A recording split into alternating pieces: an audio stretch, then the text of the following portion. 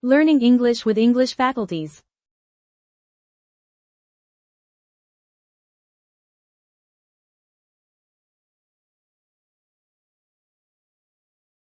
Welcome to this explainer on cracking the code. You know, if you're a frustrated parent battling through homework, an educator hunting for better strategies, or a language learner who just feels like English spelling is this totally chaotic, unpredictable mess, well, you are definitely in the right place. We've all been there, right? Staring at a word, just scratching our heads, thinking, why on earth is it spelled like that? Honestly, sometimes it feels like English was literally designed to confuse us. But what if I told you it's actually not just a random jumble of letters? What if there's an actual, logical blueprint hiding right there in plain sight? 84%. Yeah, you heard that right. Linguists and reading experts have actually crunched the numbers and found that a staggering 84% of English words are governed by highly predictable rules and patterns.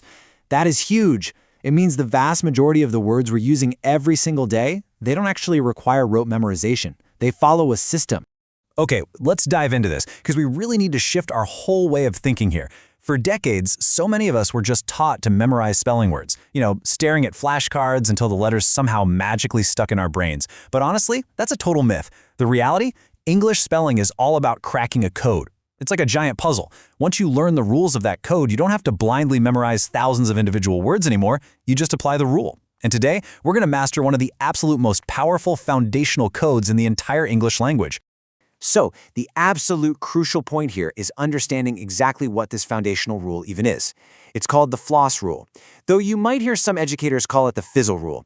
And let me break it down for you in the simplest way possible. Here it is. If a one-syllable word ends with the letters F, L, S, or Z, and that letter comes immediately after a short vowel, you gotta double that final consonant. Seriously, that's the whole shebang. One syllable, short vowel, ends in F, L, S, or Z. Double it. It's this beautifully simple, mechanical rule that literally takes the guesswork out of spelling hundreds of words.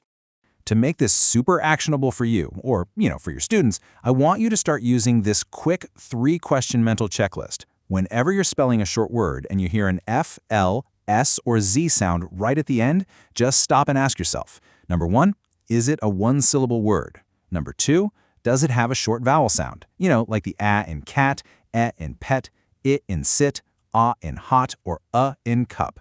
And number 3, does it end in F, L, S, or Z?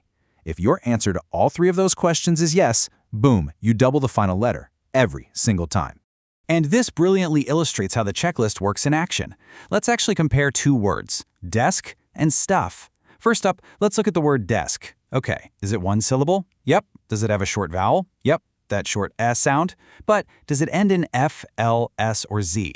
No, right? It ends in K. So it fails the checklist, which means we do not double the K. Now, let's flip it and think about stuff. One syllable? Yes. Short vowel? Yep. Short ends in F, L, S, or Z? You bet it ends in F. It passes the checklist with flying colors, so we double that F to spell S-T-U-F-F.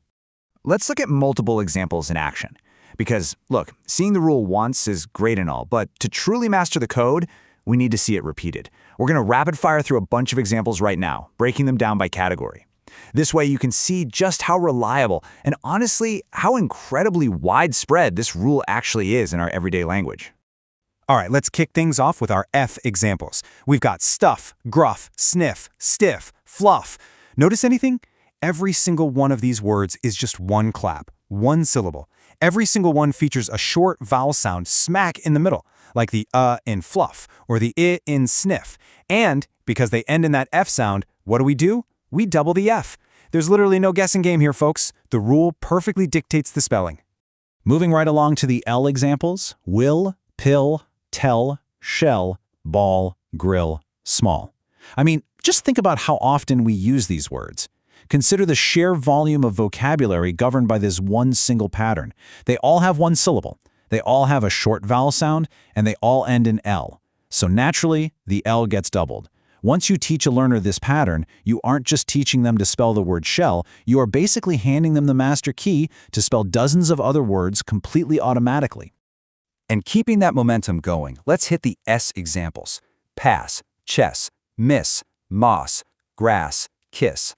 Again, these are incredibly common words in our daily reading and writing.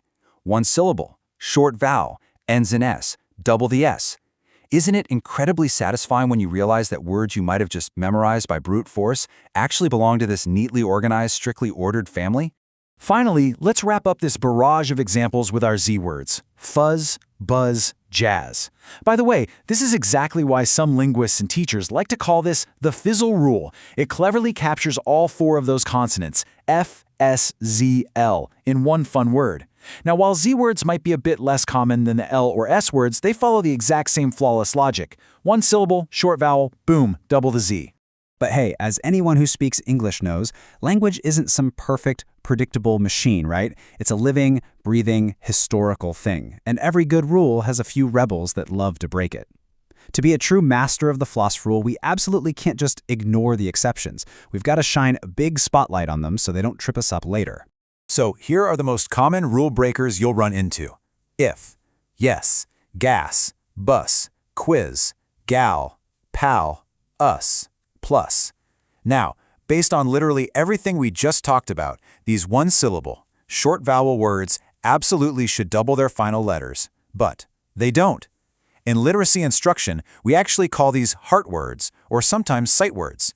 They represent that very small percentage of the English language that, unfortunately, you truly do just have to memorize by heart. Now, what's really interesting about this slide is the story behind why some of these words are breaking the rules in the first place. Let's look at the mystery of bus versus autobus.